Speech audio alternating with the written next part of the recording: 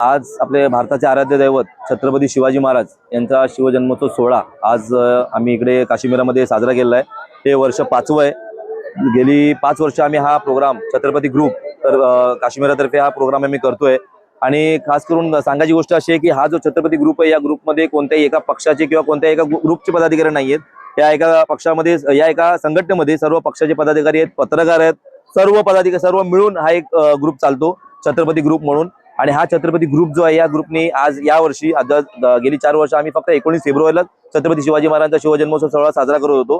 पण या वर्षी आम्ही आज 19 तारखेला छत्रपती शिवाजी महाराजांच्या प्रतिमेला सकाळी पूजन करून संध्याकाळी पाडण्याचा कार्यक्रम, त्याच्यानंतर सांस्कृतिक कार्यक्रम जे लहान मुलांचे भाषण, डान्स या सर्व गोष्टी झालेल्या आहेत। त्याच्यानंतर महाप्रसाद ठेवण्यात आलेला आहे। आणि उद्या म्हणजेच 20 फेब्रुवारी रोजी आपले विशाल इंदलकर म्हणून आहेत, त्यांचा एक पोवाड्यांचा कार्यक्रम आपण ठेवलेला आहे, जेणेकरून या पोवाड्यांमार्फत छत्रपती शिवाजी महाराजांचा जो काही इतिहास आहे तो या सर्वांच्या घराघरामध्ये पोहोचेल, लोकांना कळेल, यासाठी आम्ही हा प्रोग्राम घेतलेला आहे। दरवर्षी आम्ही हा प्रोग्राम वाढवत जाऊ। आमचे छत्रपती ग्रुपचे अध्यक्ष गोविंद सुरवसे साहेब यांच्या अध्यक्षतेखाली हा आम्ही प्रोग्राम करतोय। आणि स्टार्टिंगला 50 जण होते, आता तुम्ही बघत असाल ते 400 ते 500 लोकांमध्ये हा प्रोग्राम होतोय। आणि दरवर्षी हा प्रोग्राम वाढत जाईल याची आम्ही काळजी घेतोय आणि वाढायलाच पाहिजे, कारण छत्रपती शिवाजी महाराजांची जयंती ही आम्ही आता जसं आपण बोलतोय की काही ठिकाणीच होते, म्हणजे नाक्यावरती छत्रपती शिवाजी महाराजांची जयंती झाली पाहिजे, प्रत्येक गल्लीमध्ये छत्रपती शिवाजी महाराजांची जयंती साजरी झाली पाहिजे, हा मेसेज आम्ही या छत्रपती ग्रुप तरी सर्वांना देतोय। आणि तसेच छत्रपती ग्रुपचं काम हे फक्त छत्रपती शिवाजी महाराज जयंती साजरी करणे नव्हे, तर या आपल्या महाराष्ट्रामध्ये कुठेही असो, मराठवाडा असेल, कोकण असेल, कुठेही पूर परिस्थिती असेल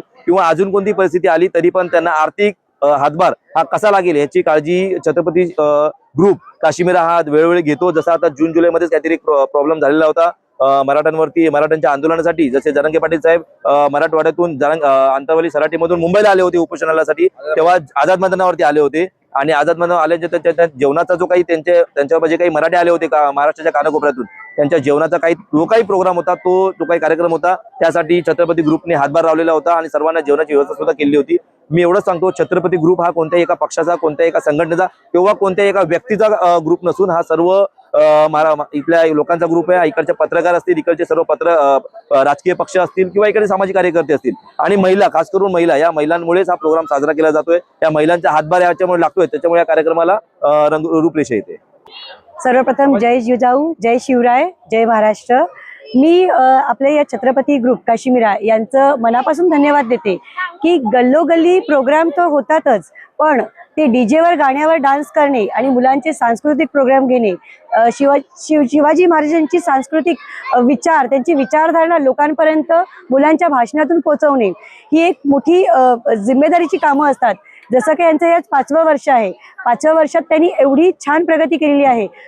दरवर्षी 1 दिवसाचा प्रोग्राम व्हायचा, यावेळी 2 दिवसाचा प्रोग्राम, एवढा प्रतिसाद छानपणे या ग्रुपला मिळत आहे। जसं आता सचिन भाऊंनी सांगितलेलं आहे की लोक 40 पासून 400-500 पर्यंत गेलेली आहेत, कारण त्यांच्या या कामामुळे लोक त्यांच्याशी जुळले गेलेली आहेत।